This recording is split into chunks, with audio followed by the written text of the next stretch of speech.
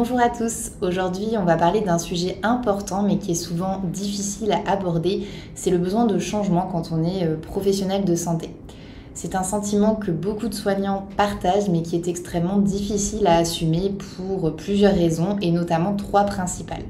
Tout d'abord, les professions du care, ce sont des professions vocationnelles et je dirais même plus qu'elles sont identitaires, ce qui rend l'idée d'un changement ou d'une évolution professionnelle vraiment taboue. Ensuite, la culpabilité joue un rôle important. Il y a beaucoup de soignants qui culpabilisent de se sentir mal dans leur profession et qui n'osent pas explorer les sources de ce mal-être. Et enfin, il y a le jugement des pairs et de l'entourage qui ne comprennent pas toujours ce besoin de changement et ça rajoute une pression supplémentaire.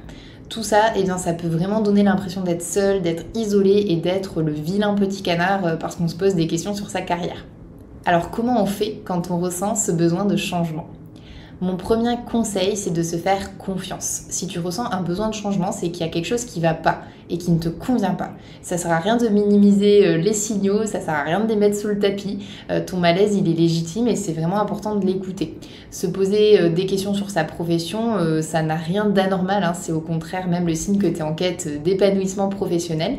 Et il faut aussi se dire que ce n'est pas parce que tu ne te sens pas bien dans ton activité telle que tu l'exerces aujourd'hui que le changement dont tu as besoin est forcément quelque chose de radical ou de très important.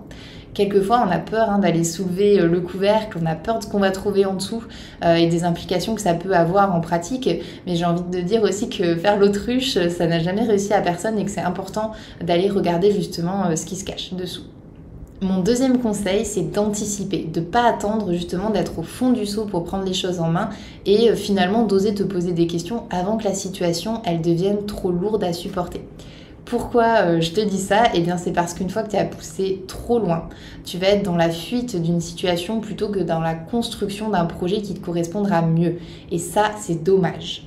Et enfin, mon dernier conseil, c'est vraiment de prendre le temps de poser les choses et de te faire accompagner, que ce soit par des personnes de confiance dans ton entourage, que ce soit par un coach, un psychologue du travail.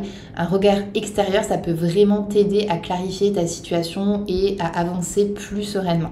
Donc voilà, pas de décision prise dans l'urgence et il faut vraiment prendre le temps de poser les choses pour construire un projet qui sera plus en adéquation avec tes besoins et qui ne soit pas pour fuir une situation uniquement. Voilà, on arrive à la fin de cette vidéo. J'espère que les quelques conseils que je t'ai partagés te seront utiles. Et si toi aussi tu ressens ce besoin de changement actuellement, sache aussi que tu n'es pas seul. Sache qu'il y a beaucoup d'autres professionnels de santé dans ton cas et que c'est important de vraiment légitimer ce que tu ressens et de prendre le taureau un peu par les cornes et de ne pas mettre tout ça sous le tapis. Merci d'avoir regardé cette vidéo. N'oublie pas de t'abonner pour avoir encore plus de conseils sur l'évolution professionnelle dans le domaine de la santé. À très vite pour une prochaine vidéo.